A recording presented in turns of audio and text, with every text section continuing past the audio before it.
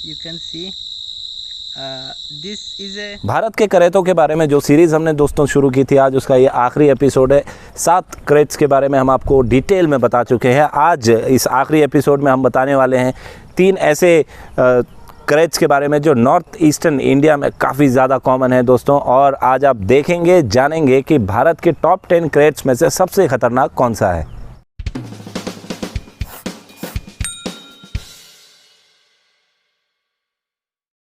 तो दोस्तों, जब भी हम क्रेट्स की बात करते हैं तो सबसे कॉमनली जिस सांप का नाम पूरे भारत में लोग जानते हैं वो एक कॉमन क्रेट, और माना जाता है कि ये साइलेंट किलर के तौर पर इसे संबोधित किया जाता है। और इसके पीछे पुख्ता कारण भी है कि क्यों इसे साइलेंट किलर कहा जाता है। लेकिन जब हम बात करते हैं दोस्तों northern eastern side of India की, ये पूरी थियरी जो है वो धरी की धरी रह जाती है।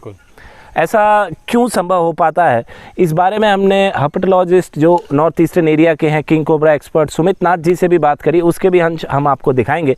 लेकिन पहले हम बात करते हैं कि आज के जो हम 3 क्रेट्स के बारे में अमित बात कर रहे हैं, चाहे ग्रेटर ब्लैक हो, लेसर ब्लैक हो या नॉर्दर्न ईस्टर्न हिल क्रेट हो, इनकी क्या विशेषताएं हैं? जी, तो ये बताने से पहले मैं आपको एक कहानी पे लेके आता हूँ। नेपाल की एक गांव की घटना है, जहां बर्मा से आई एक रिफ्यूजी लड़की जिसकी उम्र 22 साल थी। उसको एक सांप की बाइट होती है रात को तकरीबन 8 बजे के आसपास। प्राइमरी हेल्थ सेंटर उसको ले जाया जाता है। उसकी तबीयत बिगड़ने लगती है। वहाँ से उसको रेफ़र कर दिया जाता है आगे के हॉस्पिटल में। और वहाँ पहुँचने के बाद 8 घंटे इलाज के बाद 170 ml ऑफ एंटीवेनम देने के बाद भी उसकी जान नहीं बचती है और फाइनली उसकी मौत हो जाती है। सिम्टम्स अक्षय कुछ ऐसे थे जो न्यूरोटॉक्सिक कम मायोटॉक्सिक असर ज़्यादा दिखा रहे थे।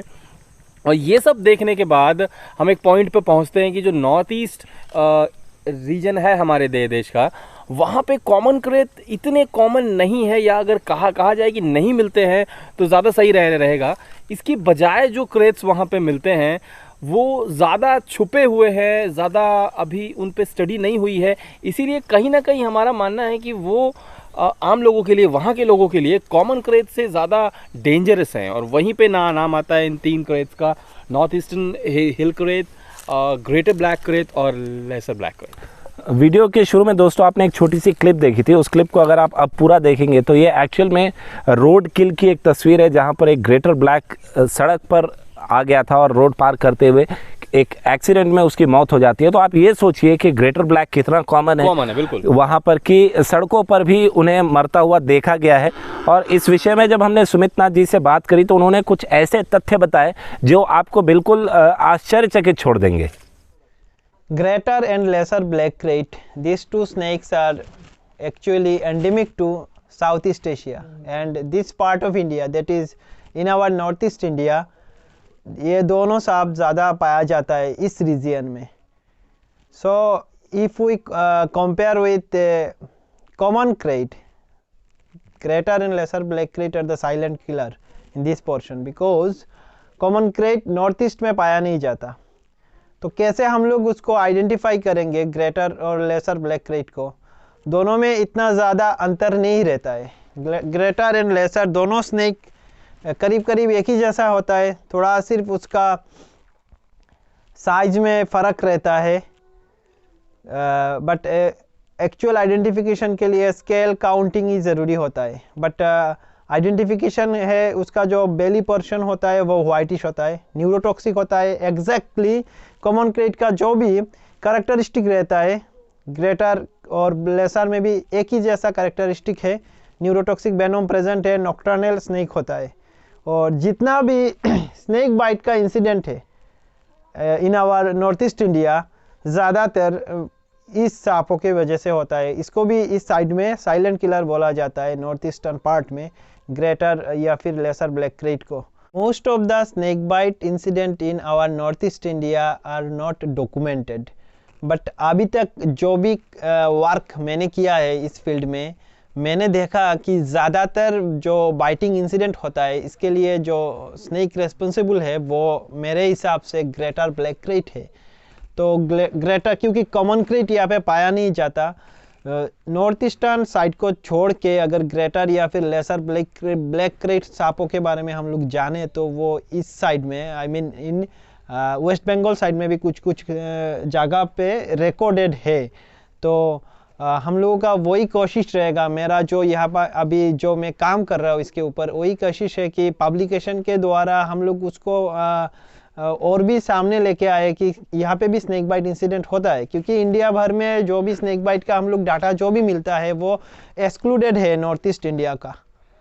सुमित नाथ जी ने अमित जी जैसा बताया कि बिल्कुल ये कॉमन क्रेट जैसा ही दिखता है, कुछ आंशिक अगर अंतर को छोड़ दिया जाए तो ऐसा किसी भी कॉमन पर्सन के लिए आइडेंटिफाई कर पाना, चाहे वो कोई भी क्रेट हो। बिल्कुल। अगर आप देखें तो बैंडेड क्रेट, बंगरस फैसियाटस के अलावा सारे क्रेट्स जो हैं, जो लैंड क्रेट्स हैं, वो ऑलमोस्ट सिमिलर दिखते हैं। देखने में नेकेड आई से वो सब एक जैसे ही दिखते हैं, खासकर कॉमन मैन के लिए जो बहुत ज़्यादा हेड शेप्स पे नहीं जाते हैं, उनके डिज़ाइंस पे नहीं जाते हैं, पैटर्न्स पे नहीं जाते हैं, वो एक जैसे लगते हैं। वैज्ञानिक भी इस बात को मानते हैं कि इनकी अगर सही आइडेंटिफिकेशन आपको चाहिए तो स्केल काउंटिंग उसके लिए मस्ट है।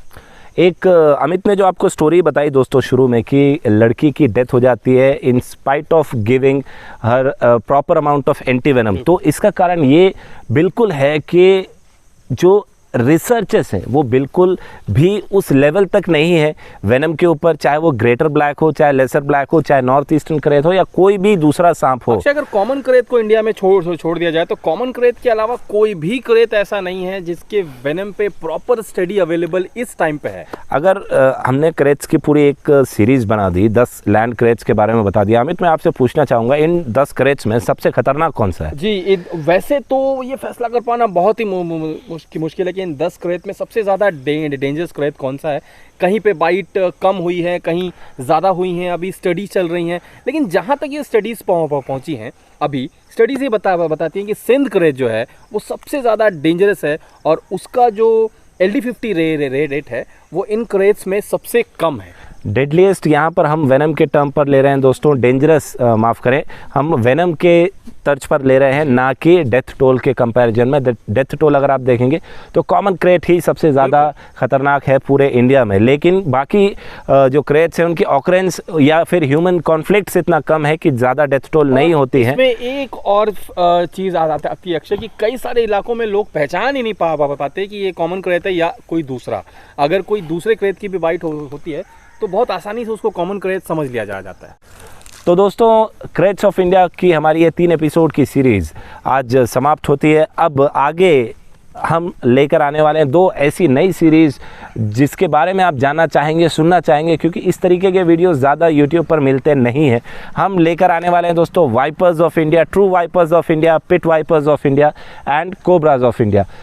जानने के लिए, देखने के लिए सब्सक्राइब करें टीम एशियन प्रकृति और हम। जय हिंद, वंदे मातरम।